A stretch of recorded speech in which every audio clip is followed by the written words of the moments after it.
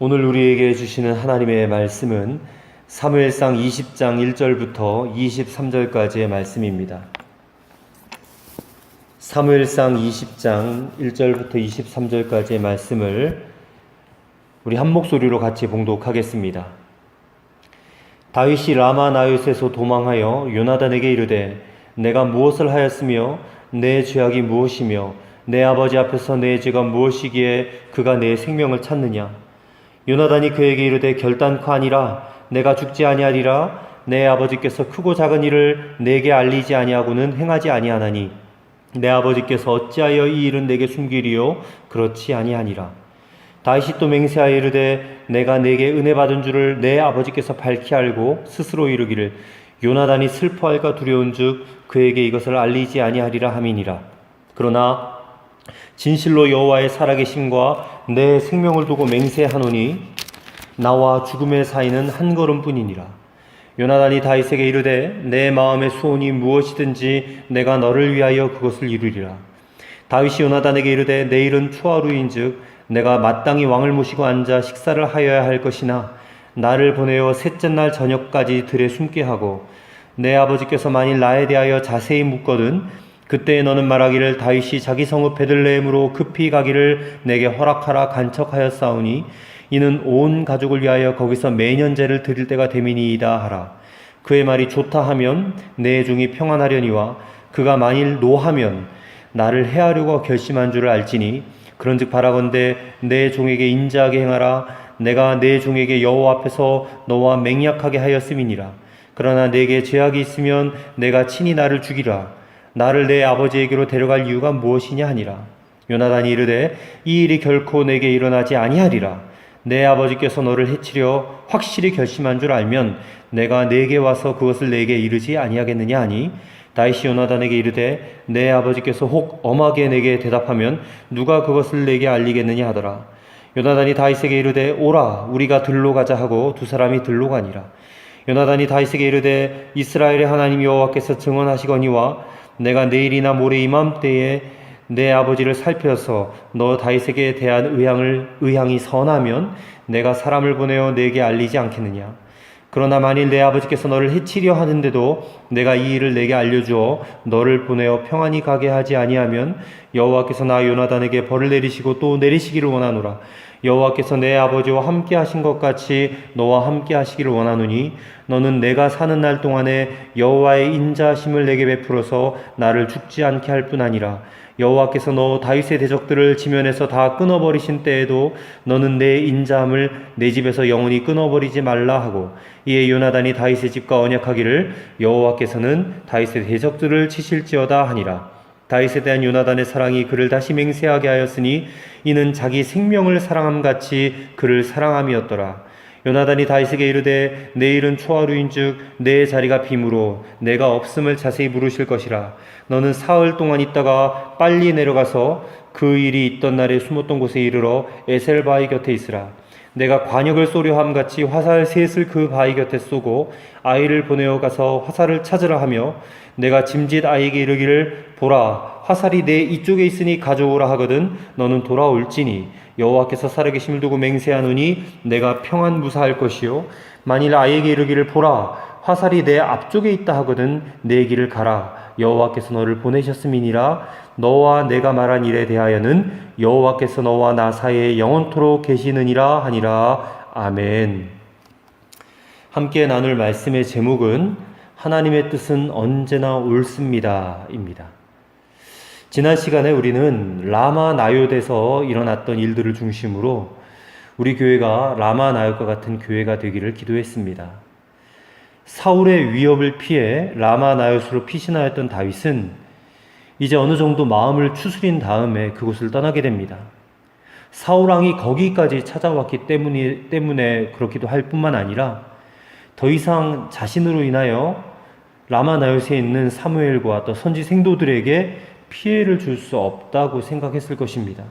또 나이 많은 사무엘이 계속해서 자기를 지켜줄 수 없다는 것을 알기에 이제 그곳을 떠나게 됩니다.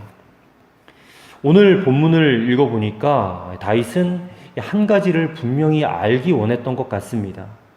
이 사울왕이 지금 자기를 죽이려 하는 것이 혹시 그에게 악신이 들었기 때문에 일어난 일종의 정신병적 발작인지, 아니면 진짜 사울 마음 중심에 다윗을 죽이려고 하는 다른 이유가 있는지 그것을 알고자 했던 것입니다. 다윗은 기름 부음을 받은 왕 사울과는 싸울 수 없다는 것을 잘 알고 있습니다. 그래서 사울의 마음이 자신을 죽이려고 하는 게 정말 변함이 없다면 이제 가정과 또 직분 이런 모든 것들 다 포기하고서라도 도망가기로 결정을 하였던 것입니다. 그래서 다윗은 사울 왕이 도대체 왜 자기를 죽이려고 하는지 알아보기 위해서 그 아들 요나단을 찾아갔습니다. 1절 말씀 보시면 다윗이 라마나요스에서 도망하여 요나단에게 이르되 내가 무엇을 하였으며 내 죄악이 무엇이며 내 아버지 앞에서 내 죄가 무엇이기에 그가 내 생명을 찾느냐 묻습니다. 이 말을 들은 요나단이 대답합니다. 2절 말씀. 요나단이 그에게 이르되 결단코 아니라 내가 죽지 아니하리라. 내 아버지께서 크고 작은 일을 내게 알리지 아니하고는 행하지 아니하시나니 내 아버지께서 어찌하여 이 일은 내게 숨기리요? 그렇지 아니하니라. 다윗이 결단코 죽지 않을 것이라는 거예요. 그리고 아버지께서 이와 같이 중차대한 일들을 나에게 말하지 않고 가만히 계실 리가 없다라는 것을 말하는 겁니다. 근데 그 말을 들은 다윗이 이렇게 말을 합니다. 사울왕이 너와 나의 관계를 알고 너에게 속마음을 알리지 않는다.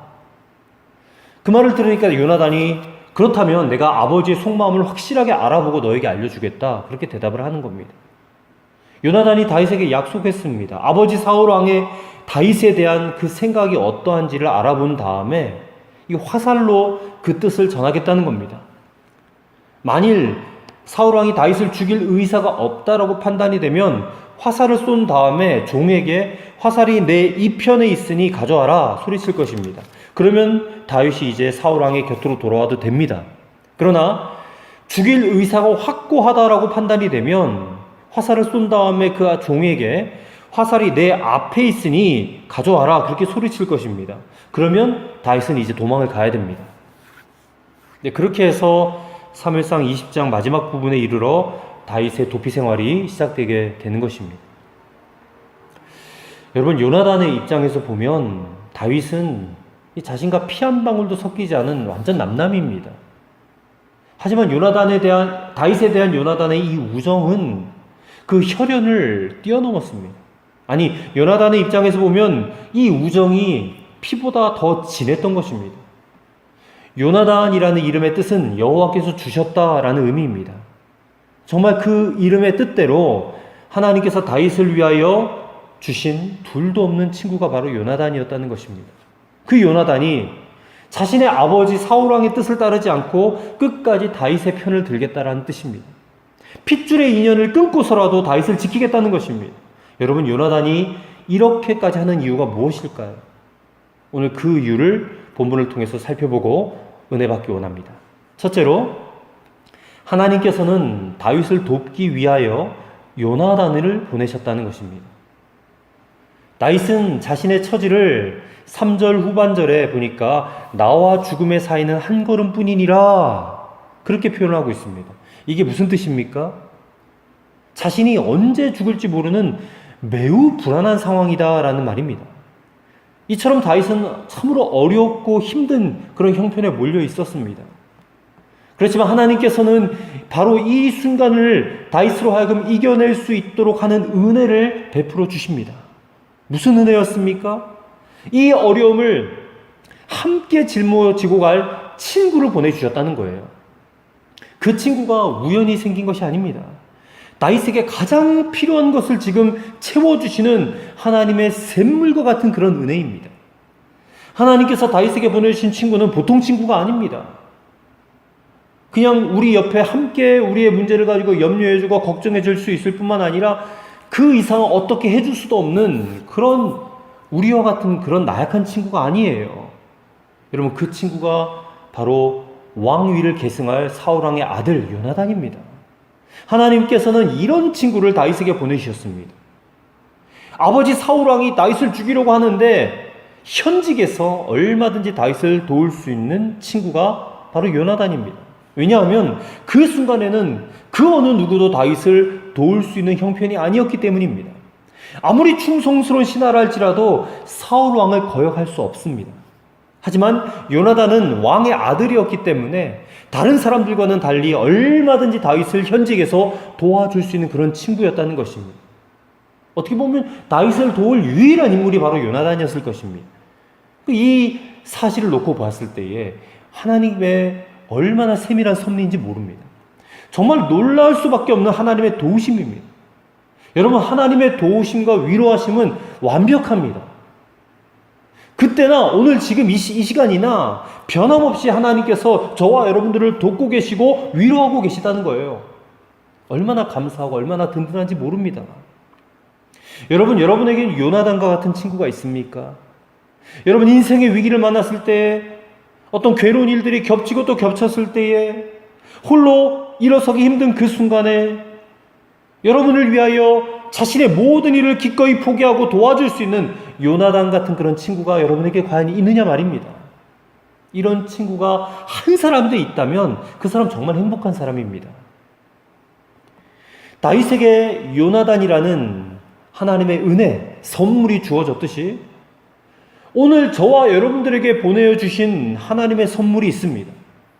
그것도 이미 우리에게 주셨습니다. 신약성경 요한복음 15장 15절에 이제부터 너희를 친구라 하노라. 누구의 음성입니까? 바로 우리 예수님의 음성입니다. 여러분, 예수님이 우리를 친구라고 부르라 그랬어요. 당신으로 하여금. 예수님께서 우리의 친구가 되어주시겠다는 것입니다. 이 예수님으로 말할 것 같으면 요나단보다 훨씬 능력이 많고 훨씬 더 좋은 그런 친구가 바로 저와 여러분의 곁에 있다는 것입니다. 여러분, 오늘 보면 17절의 말씀을 보면 요나단이 다윗을 얼마나 사랑했는지 아십니까? 얼마나 사랑했는지 자기 생명을 사람같이 다윗을 사랑하였다 했습니다. 여러분, 이 요나단에게서 여러분 예수님의 모습을 발견할 수 있어야 됩니다. 요나단의 이 다윗을 향한 사랑이 예수님의 사랑과 참 많이 닮았습니다. 아니, 요나단이 다윗을 사랑한 것보다 1000배, 1000배 더 예수님이 우리를 사랑하신다는 것입니다. 여러분, 예수님은 우리를 위하여 당신의 목숨까지 내놓으셨습니다. 그리고요, 예수님께서는 우리를 절대로 떠나지 않으신다고 그러셨어요. 신약성경 히브리서 13장 5절에 내가 과연 너희를 버리지 아니하고 과연 너희를 떠나지 아니하리라. 보십시오. 여러분, 세상에 이런 친구 어디 있습니까? 이렇게 좋은 친구, 이렇게 완벽한 친구, 이렇게 능력 많은 친구이신 예수 그리스도께서 우리와 함께 계시고 떠나지도 아니하신다는 이 사실을 여러분 우리가 받아들이고 우리가 믿음으로 우리 삶에 어떤 인생의 고비가 찾아온다 할지라도 우린 넉넉히 이기고 승리하며 살아가야 될 줄로 믿습니다. 둘째로, 요나단은 우정을 넘어 하나님의 뜻을 겸허히 받아들였다는 것입니다. 31절, 오늘 본문은 안 읽었지만 31절의 말씀을 보시면 이세 아들이 땅에 사는 동안은 너와 내 나라가 든든히 서지 못하리라. 그런즉 이제 사람을 보내어 그를 내게로 끌어오라. 그는 죽어야 할 자이니라 한지라. 이 말은요, 사울이 요나단을 책망하면서 던진 말입니다. 이세 아들 다윗이 이 땅에 살면 너 요나단과 너의 나라 이 이스라엘은 든든히 못 선다. 그리고 네가 죽을 수밖에 없다. 너의 자손들도 죽을 수밖에 없다. 그러니 그는 죽어야 될 자다. 사실 사울의 말이 틀리지 않습니다. 맞습니다. 요나단에게 있어서 다윗은 자신이 계승해야 될 왕권을 위협할 수 있는 정적입니다. 만약 다윗이 왕이 되면 요나단과 요나단의 자손들은 숙청당할 수밖에 없습니다. 그렇다면 그 사실을 요나단이 알았을까요? 몰랐을까요? 아주 잘 알고 있었을 것입니다. 여러분, 그런데 그럼에도 불구하고 왜 요나단은 자신의 정적이 될 이 다윗을 감싸고 생명처럼 사랑했냐는 것입니다. 그게 단순히 사랑하고 우정이 있기 때문에 그랬을까요? 아니면 그 이상의 뭐가 있었기 때문이 아니었을까요? 여러분, 대답은 이것입니다. 요나단이 다윗을 아끼고 사랑한 것은 우정의 차원을 뛰어넘어서 하나님의 뜻을 요나단이 받아들였기 때문이었습니다. 요나단이 받아들인 하나님의 뜻이란 하나님께서 다윗을 이스라엘의 왕으로 삼으시기를 원하신다라는 것입니다. 여러분, 요나단 편에서 볼 때 이 사실, 즉 사울 왕이 폐위되고 다윗이 이스라엘의 왕이 된다라는 것은 이게 인간적으로 받아들일 만한 문제가 아닙니다. 이게 너무 힘든 문제예요. 왜냐하면 사울 왕은 다름 아닌 자기 아버지고 요나단 자신은 그 왕위를 계승할 왕자이기 때문입니다. 그런데 이 하나님의 뜻을 요나단은 겸허히 받아들였다는 것입니다. 우리는 요나단이 내뱉은 말을 통하여서 이 사실을 확인할 수가 있습니다. 14절 말씀을 보십시오. 너는 나의 사는 날 동안에 여호와의 인자를 내게 베풀어서 나로 죽지 않게 할 뿐 아니라, 여러분 그때의 상황으로 보면 죽으면 다윗이 죽어야지 왜 요나단이 죽습니까? 15절에 여호와께서 너 다윗의 대적들을 지면에서 다 끊어버리신 때에도 너는 내 인자를 내 집에서 영영히 끊어버리지 말라 하고, 여러분 그때 처지로 보면 이 왕자인 요나단이 다윗에게 인자를 베풀어야지 어떻게 다윗이 요나단에게 인자를 베풀겠습니까?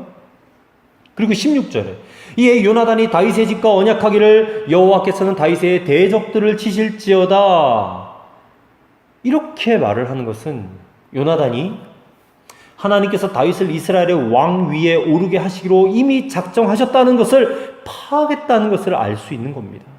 그리고요, 하나님께서 그렇게 하시기로 하고자 작정을 하셨더라면 그 누구도 이것을 막을 수 없다는 하나님의 절대 주권을 요나단이 확신했다는 것입니다. 그래서 요나단은 하나님의 뜻을 겸허히 받아들인 것입니다. 여러분, 요나단은 자신이 왕위 계승자라는 현실적인 야망과 다윗이 왕이 되어야 한다는 하나님의 뜻 사이에서 얼마나 갈등이 깊었겠습니까? 그것도 여러분 보통 일이 아니라 왕이 되는 일이에요. 대권을 지는 일입니다. 여러분 요나단도 사람이잖아요. 왜 그런 갈등이 없었겠습니까? 그러나 요나단은 자신의 야망, 자신의 어떤 현실 이런 것들을 꺾고 하나님의 주권적인 뜻을 앞세웠어요. 그 주권적인 뜻 앞에 자신의 뜻, 자신의 의지, 자신의 야망을 굴복시켰다는 것입니다. 여러분 요나단이 다윗을 향한 이 사랑, 이 우정은 하나님의 주권과 섭리 안에서 이루어진 일이었습니다. 요나단이 자신이 마땅히 누릴 수 있는 권리까지 포기하면서 내려놓으면서 다윗을 지켜주는 것도 그가 하나님의 뜻을 겸허히 받아들였기 때문에 가능했던 일이었다는 것입니다. 이게 무슨 인간적 감정에 이끌린 행동이 절대 아니라는 것입니다. 신약성경 에베소서 5장 21절에 그러므로 어리석은 자가 되지 말고 오직 주의 뜻이 무엇인가 이해하라라고 하고 있습니다. 주의 뜻, 곧 하나님의 뜻을 이해하는 것이 지혜로운 자라는 것이에요. 우리가 하나님의 뜻을 알고 나면 우리의 삶 가운데 일어나는 일들이 이게 우연한 일이 있을 수 없다는 것을 알게 됩니다. 요나단도 아마도 그것을 알았을 것입니다. 지금 자신에게 벌어지고 있는 이 일들, 다윗이 나타나고 골리앗을 때려잡고 지금 사람들이 다윗을 칭송하고 아버지 사울이 다윗을 죽이려고 하는 이 모든 상황이 우연히 일어나는 일이 아니라는 겁니다. 하나님의 뜻과 계획과 섭리와 예정 안에서 이루어지는 일이다라고 확신하였기 때문에 하나님의 뜻에 굴복할 수 있었다는 거예요. 여러분 우리도 마찬가지입니다. 비록 오늘 우리 생각에 이 하나님의 뜻이 정말 받아들이기가 쉽지가 않고 또 그것 때문에 내가 손해보는 일이 생기고 그럼에도 불구하고 우리에게 일어나는 모든 일에는 하나님의 선하신 뜻이 반드시 있습니다. 여러분 이것을 인정하고 이것을 받아들이실 수 있게 되기를 바랍니다. 그래야 우리의 삶이 형통하게 됩니다. 요나단이 하나님의 이와 같은 선하신 뜻을 받아들였기 때문에 다윗은 자신에게 닥친 고난을 잘 이겨낼 수 있었고 마침내 이스라엘 왕이 될 수 있었고 하나님의 뜻을 성취시킬 수 있었고 그리고 요나단도 나중에 그 후손이 긍휼함을 입을 수 있었다는 사실을 우리가 기억해야 될 줄을 믿습니다. 끝으로 하나님의 뜻은 언제나 옳다고 믿고 그 하나님을 신뢰해야 한다라는 것입니다.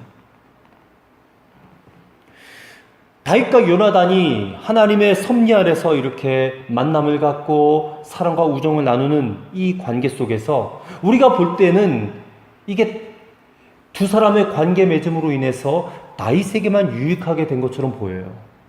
근데 사실 그렇지가 않습니다. 사실은요, 요나단이 더 큰 복을 받았습니다. 한번 살펴보시기 바랍니다. 요나단은 다윗이 왕이 될 것을 하나님 앞에서 인정했습니다. 그래서 요나단은 다윗에게 자신의 후손들을 부탁합니다. 15절 말씀, 여호와께서 너 다윗의 대적들을 지면에서 다 끊어버리신 때에도 너는 내 인자함을 내 집에서 영원히 끊어버리지 말라.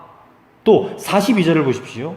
요나단이 다윗에게 이르되 평안히 가라. 우리 두 사람이 여호와의 이름으로 맹세하여 이르기를 영호와께서 영원히 나와 너 사이에 계시고 내 자손과 내 자손 사이에 계시리라 하였느니라. 후손들을 부탁했어요. 그 결과 열왕기하 9장에 가보면 다윗이 나중에 왕이 된 다음에 이 요나단의 후손을 찾게 됩니다. 그렇게 해서 찾아낸 요나단의 아들 하나가 있었는데 그 아들의 이름이 무비보셋입니다. 이 무비보셋이 유모에게 안겨 있다가 유모가 도망치다가 이 아이를 떨어뜨렸어요. 떨어뜨려가지고 양쪽 다리가 다 부서지고 그 다리를 제때 치료하지 못해서 절뚝발이가 됩니다. 불구조가 되었어요. 근데 그 아들 무비보셋을 찾아가지고 다윗이 아들로 삼아요. 왕자로 대해줍니다. 왕과 함께 식사하는 자리에도 함께 했습니다. 그리고 무비보셋에게 재산도 줍니다. 여러분, 하나님께서 이 요나단의 복종과 또 그 믿음, 그 신앙에 귀한 것으로 갚아주신 것입니다. 그래서 여러분, 요나단이 참으로 지혜 있게 행하였던 자입니다. 이것은 하나님 안에서만 나오는 지혜였다는 것입니다. 여러분, 그 지혜가 23절 말씀 보세요. 여호와께서 나와 너 사이에 영원토록 계시느니라. 그 지혜가 어디서 나왔을까요? 23절에 여호와께서 너와 나 사이에 영원토록 계시느니라. 다윗과 요나단은 하나님을 사이에 두고 교제함으로 눈이 열린 것입니다. 특별히 요나단은 눈이 더 열린 사람이었습니다. 그는 하나님을 통하여 다윗을 보았습니다. 여러분, 이것은 보통 일이 아닙니다. 그는 욕망의 눈이 멀지 않았습니다. 그는 하나님을 통하여 자기 자신을 보는 눈도 열렸습니다. 욕심이나 자신에 대한 헛된 기대를 꿈꾸지 않았습니다. 하나님의 눈으로 자신을 정직하게 보았습니다. 여러분, 이런 자가 복이 있는 자인 것입니다. 세계적인 전도자 빌리 그레함이 일생 동안 이기기 어려웠던 3가지 유혹을 받았다고 말했습니다. 그 첫 번째 유혹은 상원 의원에 출마하라는 공화당의 제안이었고, 두 번째는 부통령으로 출마하라는 제안이었고, 세 번째는 세계적인 갑부가 수백억 달러를 낼 테니 세계 제1의 기독교 대학을 세워달라는 요청을 받았을 때라고 말했습니다. 그때 그는 하나님 앞에서 자신의 사명을, 자신은 전도자라는 것을 깨닫고 그 유혹을 물리쳤다는 것입니다. 전도자가 되는 것이 상원 의원이나 부통령이나 대학 총장이 되는 것과 비교될 수 있는 일입니까? 그러나 그는 하나님 안에서 자신을 볼 수 있었기 때문에 그것이 유혹인 것을 알았고 거절할 수 있었다는 것입니다. 그런데요, 지금 그는 미국의 상원 의원이나 부통령이나 대학 총장이나 비교될 수 없는 세계적인 명예를 얻고 있지 않습니까? 여러분은 요나단처럼 하나님의 뜻은 언제나 옳습니다, 이렇게 인정하실 수 있겠습니까? 그렇다면 여러분, 큰 복을 받게 될 것입니다. 근데 간혹가다 어떤 이들은 하나님의 절대 주권을 믿는다고 말을 하면서도 이게 상황이 조금만 자기에게 불리하게 전개가 되어진다면 대뜸 하나님이 계신데 왜 나한테 이런 일이 일어날 수가 있어? 하면서 반발해요. 그러다 그 정도가 심해지면 교회를 떠나고 믿음도 저버리고 하나님을 배반해버리는 것입니다. 그런 믿음의 태도로는요, 하나님의 복을 받기가 대단히 어렵습니다. 사랑하는 성도 여러분, 하나님의 뜻은 언제나 옳습니다. 하나님의 뜻은 언제나 선을 이룹니다. 지금 우리가 이해할 수 없다 할지라도 이것은 진리입니다. 지금 우리가 이것을 받아들일 수 없다 할지라도 이것은 진리입니다. 지금 우리의 의도와 다를지라도 여러분, 이것은 진리입니다. 이것을 믿으시기 바랍니다. 여러분, 이것을 믿으면 여러분에게 복이 되는 것입니다. 이사야 55장 8절과 9절을 이렇게 선포하고 있습니다. 여호와의 말씀에 내 생각은 너희 생각과 다르며 내 길은 너희 길과 달라서 하늘이 땅보다 높음같이 내 길은 너희 길보다 높으며 내 생각은 너희 생각보다 높으니라. 여러분, 이사야는 분명히 말씀하기를 하나님의 무한히 넓고 깊은 그 마음과 그 생각, 그리고 인간의 삶에 개입하는 그 방법을 알 수 있는 능력이 우리 인간에게는 없다는 것이에요. 그분의 전지전능하심을 헤아린다는 것은 마치 단세포 생물인 아메바가 사람의 생각을 알아보려고 시도하는 것과 같다라고 볼 수 있는 겁니다. 여러분, 중요한 것은요, 비록 우리가 하나님께 던지는 질문에 대하여 명쾌한 해답을 얻지 못한다 할지라도 우리 하나님께서는 여전히 합력하여 선을 이루신다는 사실을 믿음으로 받아들여야 된다는 것입니다.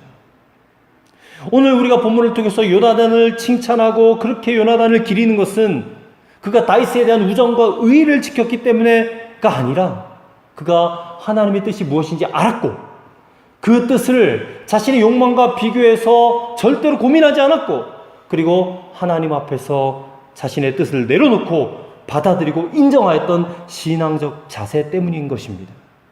여러분, 하나님의 뜻이 여러분의 생각과 충돌하고 여러분의 의도와 충돌하고 여러분의 감정과 충돌한다 할지라도 하나님의 뜻은 언제나 옳다, 이것을 믿고 하나님을 신뢰하는 여러분 되시기를 바랍니다. 이런 요나단과 같은 믿음의 자세로 신앙생활을 해나가실 때에 저와 여러분의 앞길은, 미래는 시온의 대로와 같이 활짝 열린 형통과 축복의 삶이 되어질 줄로 믿습니다. 기도하겠습니다. 하나님의 뜻은 우리 인간의 생각과 다르고 우리 인간의 생각보다 높으시며 훨씬 더 깊다는 사실을 우리가 인정하게 하여 주옵소서. 그러나 그 뜻은 언제나 선하며 언제나 옳다라는 것을 우리로 믿게 하여 주옵소서. 하나님의 섭리 가운데 사랑으로 하나가 된 다윗과 요나단처럼 우리에게도 하나님께서 보내주신 복된 친구 우리 주 예수 그리스도와 하나가 되게 하여 주옵소서. 요나단처럼 하나님의 뜻을 이해하고 그 뜻을 겸허히 받아들이게 하옵소서. 그래서 하나님의 뜻은 언제나 옳다고 인정하며 하나님을 끝까지 신뢰하며 살아가는 우리 모두가 되게 하여 주시옵소서. 우리 구주 예수 그리스도의 이름으로 기도하옵나이다. 아멘.